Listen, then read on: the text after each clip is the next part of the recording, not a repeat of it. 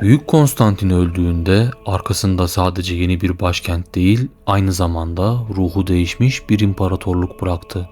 Ancak Konstantin'in Hristiyan Roma hayali onun ölümünden sonra büyük bir kaosun içine düştü. Bugün Roma'yı tek bir çatı altında yöneten son adamın 1. Theodosius'un hikayesini ve imparatorluğun kesin olarak ikiye bölünmeden önceki son büyük perdesini aralıyoruz. Büyük Konstantin 337 yılında öldüğünde arkasında huzurlu bir imparatorluk değil, taht kavgasına tutuşan 3 oğul bıraktı. İkinci Konstantin, Konstans ve ikinci Konstantius. İmparatorun ölümünden hemen sonra ordunun da desteğiyle Konstantin'in diğer akrabaları sistemli bir şekilde tasfiye edildi. Bu Bizans saray entrikalarının ilk büyük örneğiydi. İmparatorluk 3 parça olarak yönetilmeye başlandı. Ancak kardeşler arasındaki rekabet kısa sürede iç savaşa dönüştü. İkinci Konstantin kardeşi Konstans'a saldırırken pusuya düşürülüp öldürüldü. Birkaç yıl sonra Konstans da bir suikastle devrildi. 350'lerin başına gelindiğinde 2. Konstantius tüm imparatorluğun tek hakimi oldu. Ancak o babası gibi İznik inancına değil Aryanizm öğretisine bağlıydı. Bu durum kilise içinde bitmek bilmeyen bir teolojik savaşın fitilini ateşledi. Tüm bu Hristiyan kavgalarının ortasında 361 yılında Konstantin hanedanının son hayatta kalan üyesi Julianus tahta geçti. Julianus eski Yunan felsefesine ve pagan tanrılarına bağlı büyümüştü.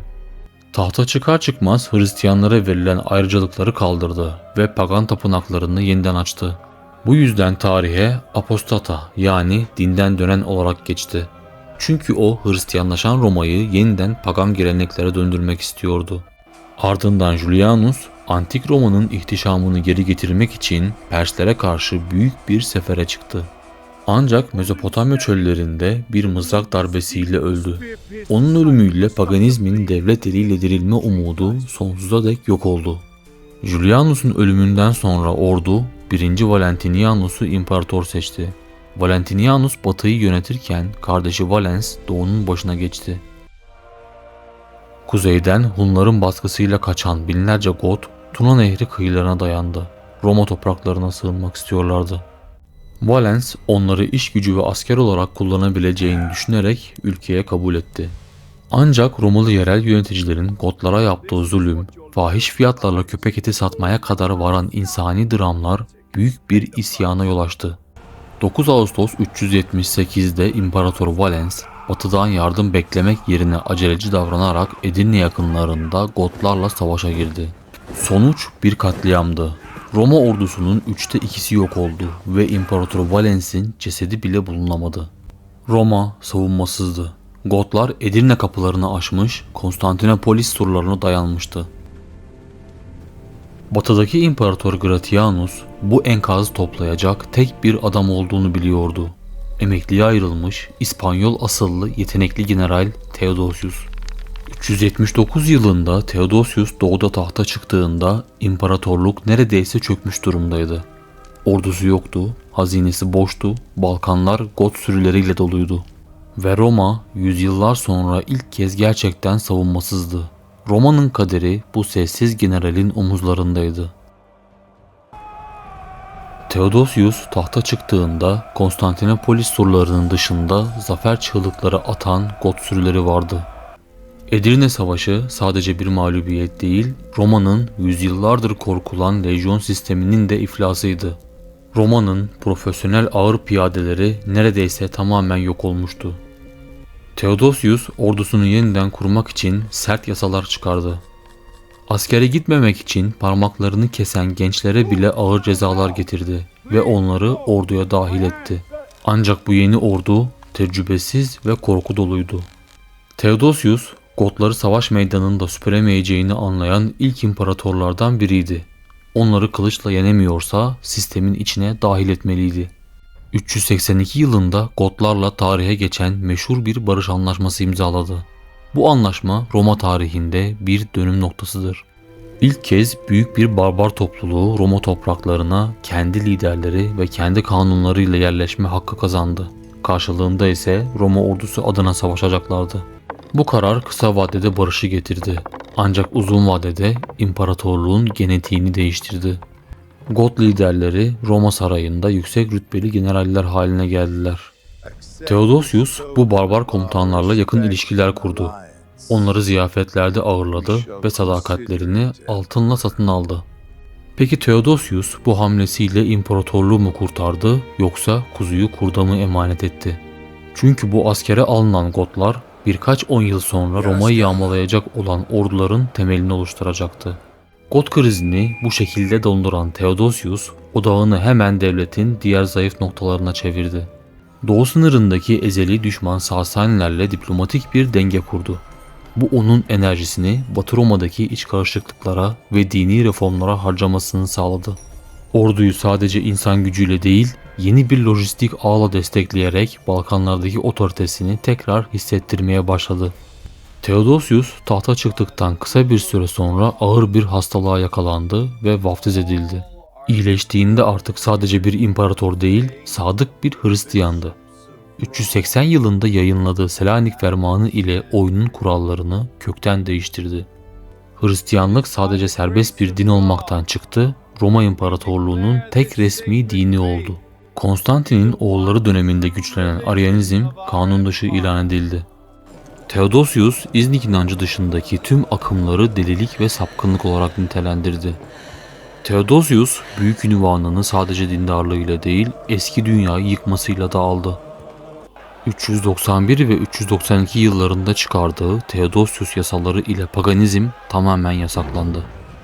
Binlerce yıllık Roma ve Yunan tapınakları ya kiliseye çevrildi ya da kaderine terk edildi. İskenderiye'deki meşhur Serapis Tapınağı'nın yıkılması, antik dünyanın entelektüel merkezinin çöküşünü simgeliyordu. Milattan önce 776'dan beri kesintisiz devam eden antik olimpiyat oyunları, pagan adeti olduğu gerekçesiyle 393 yılında son kez yapıldı ve yasaklandı.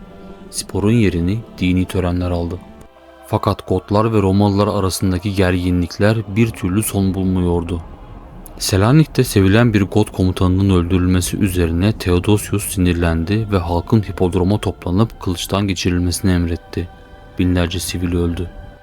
Bu olaydan sonra Milano Piskoposu Ambros, imparatoru kiliseye sokmadı ve onu aforoz etti.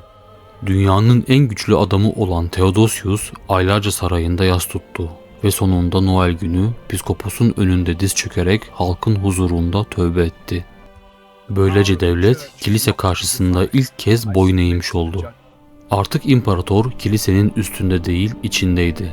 Bu olay Orta Çağ boyunca sürecek olan din-devlet çekişmesinin ilk büyük raunduydu. Theodosius başkentini sadece siyasi değil, aynı zamanda dini bir merkeze dönüştürdü. Havarium Kilisesi'ni imparatorluk ailesinin kutsal mezarlığı ve dini otoritenin kalbi haline getirdi. Sultanahmet Meydanı'ndaki dikil taşın kaidesine dikkatli bakarsanız, Theodosius'u ailesi ve saray erkanı ile birlikte bir Hristiyan hükümdar olarak hipodromu izlerken görürsünüz. Bu taş hem pagan geçmişin ganimeti hem de yeni düzenin zafer anıtıydı. Theodosius'un hükümdarlığının son yıllarında Batı Roma'da karanlık bulutlar toplandı.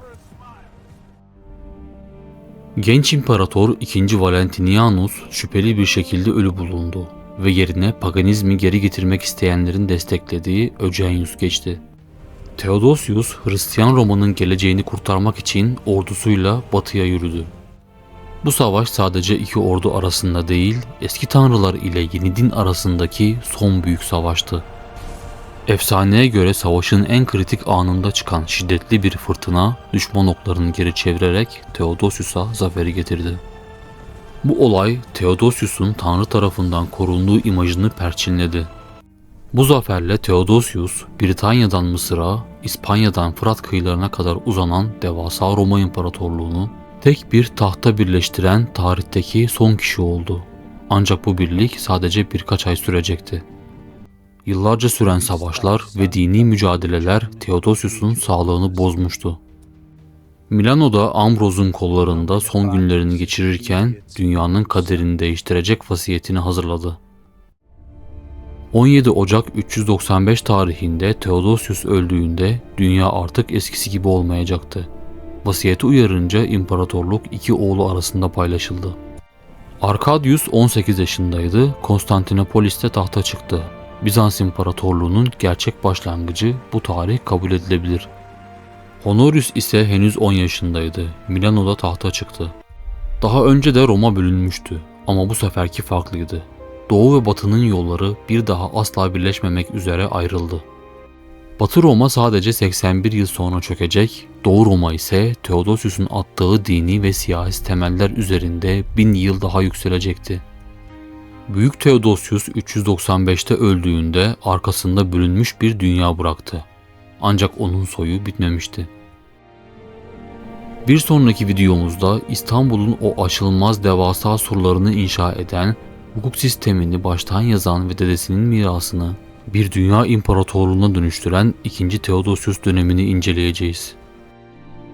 Videoyu beğendiyseniz beğen tuşuna basmayı ve abone olmayı lütfen unutmayın. Teşekkürler.